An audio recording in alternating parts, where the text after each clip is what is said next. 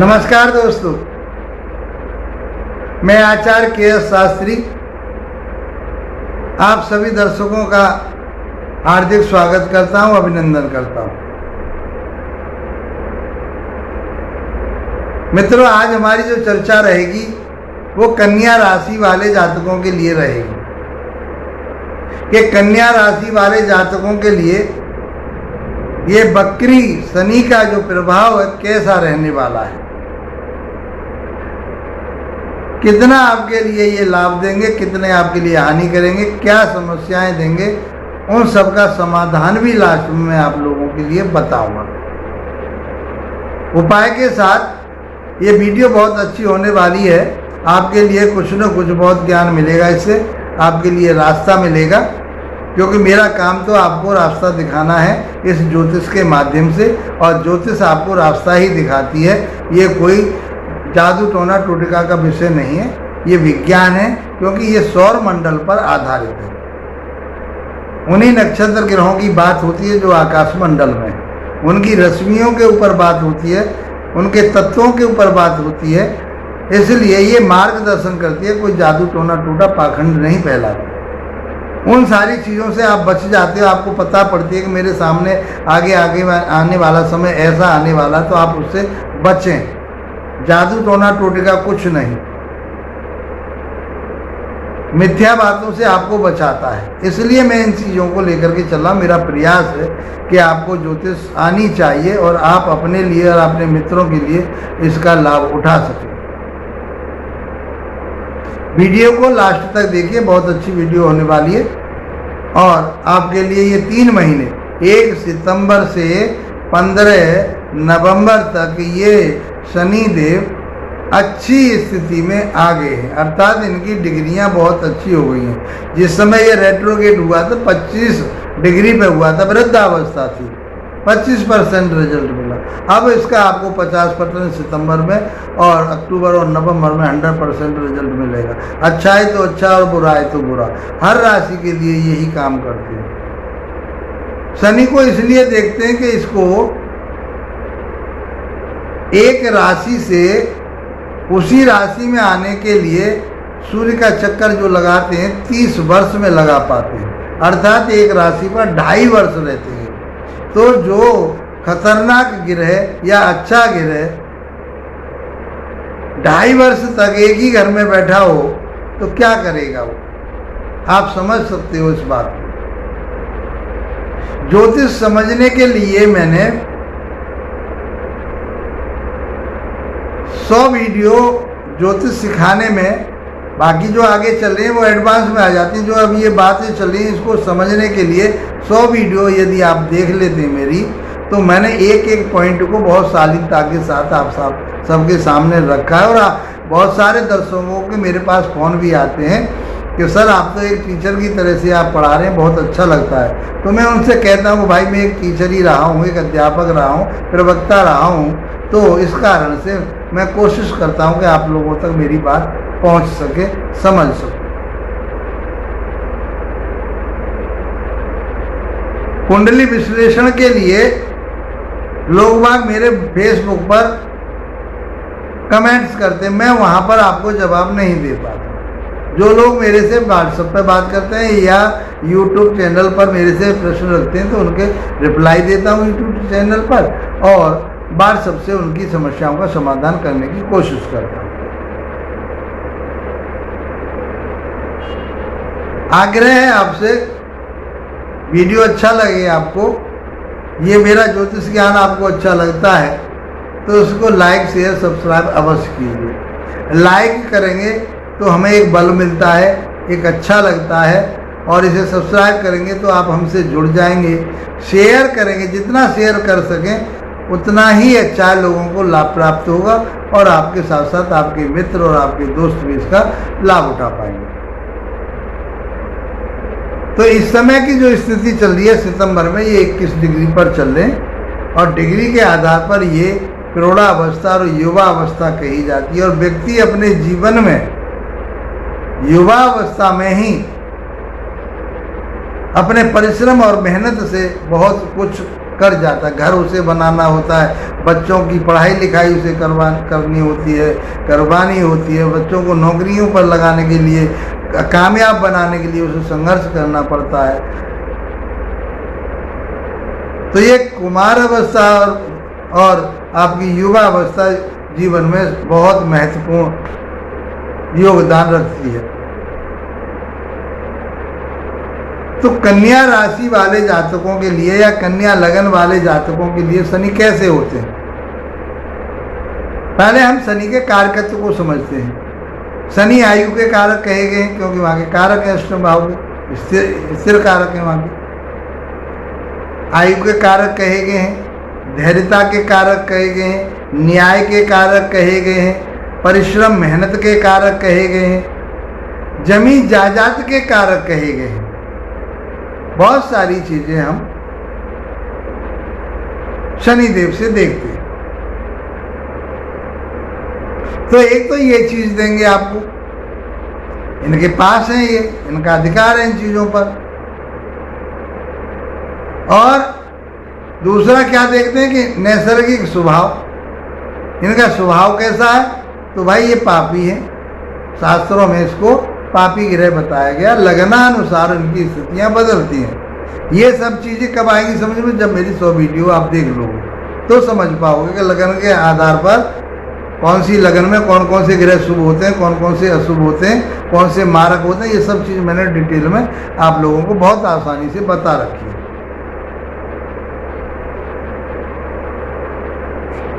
तो इनका नैसर्गिक स्वभाव देख लिया। अब क्या देखते हैं कि ये बैठे कहाँ है, स्थिति क्या है, तात्कालिक स्थिति कहाँ है, कहाँ स्थिर बैठे हुए हैं। तो आपकी राशि के मुताबिक शनिदेव जो बैठे हुए हैं वो छठे भाव में रेट्रोगेट होकर के चल रहे हैं। वर्तमान गोचर उनका आपके छठे भाव में चल रहा है।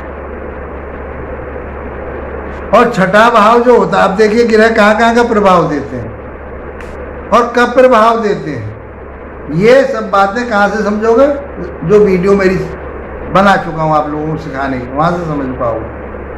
फिर भी मैं साथ साथ शॉर्ट में बताता रहता हूँ आपको ग्रह कब पर प्रभाव देता है, कहाँ कहाँ का प्रभाव देता है। पहले तो वो जिस घर में बैठा है उसका प्रभाव देगा, जहाँ से जिस घर को देख रहा है वहाँ का प्रभाव देगा,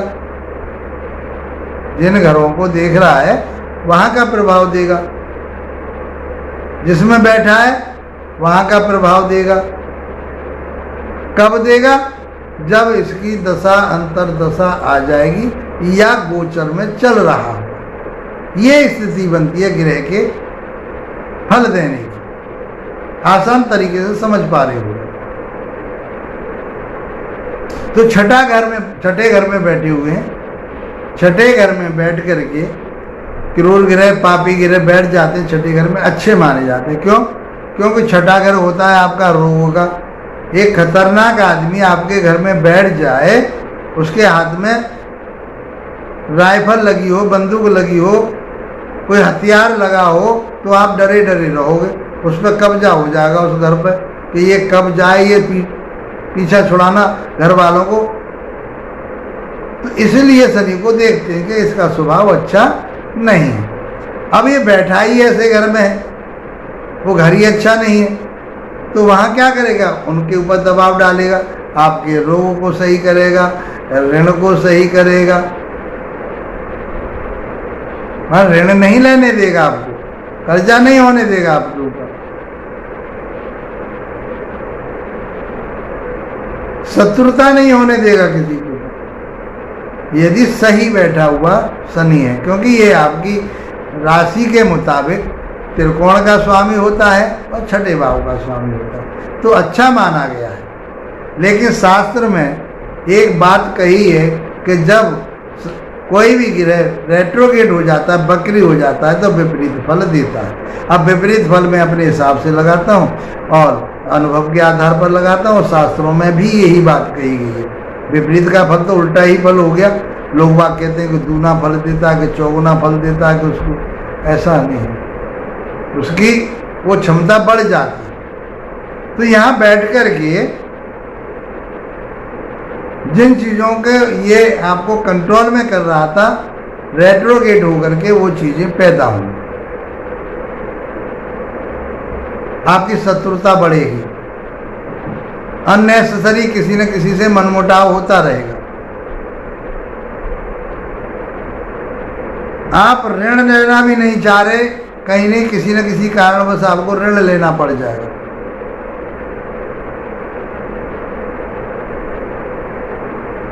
आपको रोग कोई न कोई रोग हो जाएगा, जिसमें विशेष रूप से बात रोग, बात पित्त कफ 3 ही प्रकार के दोष होते हैं शरीर के अंदर। जब कोई भी दोष बढ़ जाता है तो उसका उपचार किया जाता है।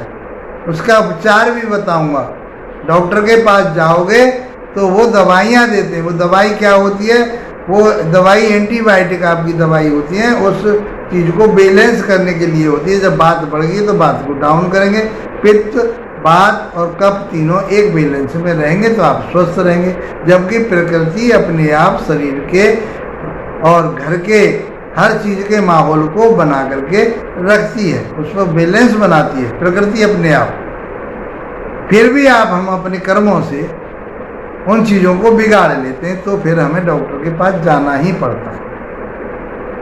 तो इस समय आपको संभल करके चलना पड़ेगा, स्वास्थ्य के प्रति संभल के चलना पड़ेगा। शत्रुता किसी के साथ ना बढ़े, इसलिए धैर्य रखना पड़ेगा। क्योंकि इनके पास इनके जो कारक वो यही हैं। आयु के कारक कहे गए हैं, मेहनत के कारक कहे गए, परिश्रम के कारक कहे गए, धैर्य के कारक कहे गए, न्याय के कारक कहे गए, जमीन जाइए, सब चीज़ें हमने आपको बताई बहुत आसानी से। तो ये चीज़ आपको देंगे। तो यदि इनमें से एक चीज़ कौन सी चाहिए आपको इस समय? जब शत्रुता बढ़ेगी तो धैर्य रखिए। आपको कहीं परेशानी आ रही है लोन लेने की, या लोन लेने में, या लोन लेना चाह रहे हैं किसी परिस्थिति के, धैर्य रखिए। उन सारी चीज़ों से बच जाओगे। कोर्ट कचहरी थाना दरबार हो गया, शत्रुता हो गई किसी के साथ तो कोर्ट कचहरी थाना दरबार हो सकता है, तो पैसा खर्च होगा आपका, दिक्कतें आएंगी आपके। बीमार पड़ गए तो हॉस्पिटलाइज हो सकते हो, पैसा खर्च होगा आपका। तो इसलिए क्या करें? धैर्य से रहें और अपने ऊपर ध्यान दें कि हमारे अंदर कोई विकार तो नहीं आ रहा है। ऐसे भोजन करें, क्योंकि छठाघर भोजन से भी देखा जाता है। वो गलित भोजन ना करें जिससे बात पैदा होती हो शरीर में, बात रोग पैदा हो, वो नहीं करना। शरीर में कहीं दर्द होगा, पेट फूलने की संभावना होगी, आपके लिए दिक्कतें आ सकती हैं। वैसे यहाँ बैठ कर के ये विपरीत राजयोग बना रहे, रेट्रोगेट होने के बावजूद ये कहीं ना कहीं आपके लिए फल तो देंगे, अच्छे फल देंगे, लेकिन देरी से देंगे। क्योंकि मैंने बताया कि 30 वर्ष में सूर्य का एक चक्कर लगता है, एक राशि में 2.5 वर्ष तक ये रहते हैं, तभी तो 7.5 ही देखते हैं। अष्टम की ढैया देखते हैं, चौथी ढैया देखते हैं। ढैया में 2.5 वर्ष तक का रहना क्या प्रभाव देते हैं, इसीलिए देखा जाता है। तो आपकी राशि के मुताबिक शनि अच्छी स्थिति में है, लेकिन रेट्रोगेट होकर के 3 महीने तक अब आपके लिए पूर्ण प्रभाव देने वाले हैं। ये चीजें जो मैंने बताई, ये आपके लिए समस्याएं हो सकती हैं। इन युवावस्था में आप में एक तमोगुण, गुस्सा, क्रोध और ये सारी चीजें आएंगी। सोचने की क्षमता आपकी डिस्टर्ब होगी, इसलिए आपको बहुत सोच समझ के चलना पड़ेगा। नर्वस सिस्टम का कारक है, इस पर बुरा प्रभाव कोई और आ गया तो पैरालाइसिस वगैरह होने की संभावना बन जाती है। तो मित्रों, आपको सावधानी बरतनी होगी। अब ये रहा प्रभाव छठे भाव में बैठने का। अब बात करते हैं इसकी दृष्टि का। दृष्टि कहाँ जा रही है? तीसरे भाव पर जा रही है। तीसरी दृष्टि जा रही है अष्टम भाव पर, और 7वीं दृष्टि जा रही है इनके 12वें भाव पर, खर्चे के भाव पर, व्यय के भाव पर, कोर्ट कचहरी थाना दरबार हॉस्पिटल के भाव पर। 12वें भाव से ये देखते हैं। अष्टम भाव से क्या देखते हैं? अष्टम भाव से देखते हैं स्ट्रगलें देखते हैं, चोट फेंट देखते हैं, आयु मृत्यु देखते हैं। वहाँ से ये सब चीज़ हम गुप्त धन देखते हैं, गुप्त मंत्र देखते हैं। गुप्त धन के साथ साथ गुप्त योजनाएं जो होती हैं आपकी, वो देखते हैं। नष्ट धन को कैसे प्राप्त किया है, मिलेगा या नहीं मिलेगा, वो यहीं से देखते हैं हम। अनिष्ट कार्यों को यहीं से देखते हैं। जो गुप्त कार्य, छिपे हुए कार्य आपको, वो भी यहीं से देखते हैं कि आप क्या करते हो, अंदरूनी क्या चल रहा है, बाहर आप कैसे हो। ये सब विघ्न बाधाएं यहीं से देखते हैं, व्याधि यहीं से देखते हैं, अष्टम भाव से। तो इनकी जो दृष्टि होती है क्रूर ग्रह की या पापी ग्रह की, वो अशुभ होती है। तो व्याधि का नाश करेंगे, रोग से बचाएंगे। चोट फेंट लगने की संभावना, बचाने की कोशिश करेंगे, फिर भी आपको सतर्क रह के चलना चाहिए। कोई धन आपका अटका हुआ है, वो आपको मिलने की संभावना थी, वो मिलने की संभावना बनेगी। बुरी दृष्टियां नहीं बनने देंगे उसको, अच्छी स्थिति नहीं है। तो कहीं से धन आने की संभावना थी, वो धन नहीं मिला। कोई वसीयत होनी थी, बाप दादे का, कोई दादा का, बाप का नहीं, दादे का, वहां से कोई वसीयत मिलनी थी, कोई पैसा आना था, वो इस समय नहीं मिल पाएगा। सातवीं दृष्टि आपकी जाएगी कहाँ? जब रोग होगा तो आयु में भी कमी होने की संभावना रहेगी, तो इसलिए बहुत सचेत होकर के चलना है। सातवीं दृष्टि 12वें घर पर जाएगी। कोर्ट कचहरी, थाना, दरबार, हॉस्पिटल, विदेश, आपका दाम, सैया सुख, इन सब में परेशानी रहेगी। किसी से शत्रुता बढ़ती है तो आपके कोर्ट कचहरी होने की संभावना बन जाएगी। ये काल पुरुष की राशि में 10वें भाव के और 11वें भाव के स्वामी होते हैं। 10वां भाव आपका कर्म क्षेत्र का होता है, 11वां भाव आपकी बढ़ोतरी का होता है, इच्छा पूर्ति का होता है। ये सब चीजें तो आपके कारोबार में भी दिक्कत आएंगी, अड़चने आएंगी। आप अपने काम को चाह रहे थे कि मैं विदेश से जुड़ जाऊं किसी तरह से, या विदेश चला जाऊं काम के माध्यम से, तो सफलता अभी नहीं मिल रही। आपकी मन की जो इच्छाएं, इच्छा पूर्ति होने में, उन्नति तरक्की होने में अभी डिले है, देरी करेंगे, मिलेगा लेकिन देरी से मिलेगा। बहुत समय, परिश्रम, मेहनत बहुत करनी पड़ेगी, विवेक ज्ञान से आपको काम लेना पड़ेगा। 10वीं दृष्टि जो जाएगी इनकी, वो तीसरे भाव पर जाएगी। तीसरा भाव होता है आपके छोटे भाई बहनों का, शौक मौज का, आपके दूर संचार का, मीडिया का, नौकर चाकरों का, उनके साथ तालमेल बढ़िया नहीं। खेल खिलाड़ी, आप अच्छे खेल खिलाड़ी हैं। छठा घर किसका है? छठा घर है नौकरी का। तो नौकरी के लिए जो प्रयास किया, आप खेल के मैदान में कूदने के लिए तैयार बैठे तो नहीं जा पाएंगे, उसमें रोड़ा अटकेगा आपको। छोटे भाई बहनों के साथ मनमुटाव होगा आपका। जो आपके शौक मौज का काम है, भूमि भवन वाहन ये चीजें सब, उसमें कहीं कमी आएगी आपकी। नौकर चाकर आपके काम को ही छोड़ के भाग जाएंगे, उनके साथ तालमेल नहीं खाएगा। मित्रों, इस प्रकार का प्रभाव यात्राएं जो करेंगे, चाहे वो धार्मिक यात्राएं कर रहे हैं, चाहे आप वैसे ही अपने लिए शौक मौज के लिए यात्राएं कर रहे हैं, उसका आपको लाभ प्राप्त नहीं होगा। गाड़ी बहुत सोच समझ के चलाएं, कोई भी वाहन आप चला रहे हैं सोच समझ के चलाएं, चोट पेंट लगने की संभावना बनेगी।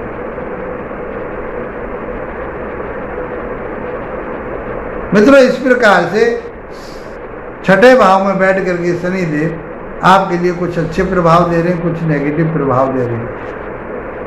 तो नेगेटिव प्रभाव से बचने के लिए हमें क्या करना चाहिए?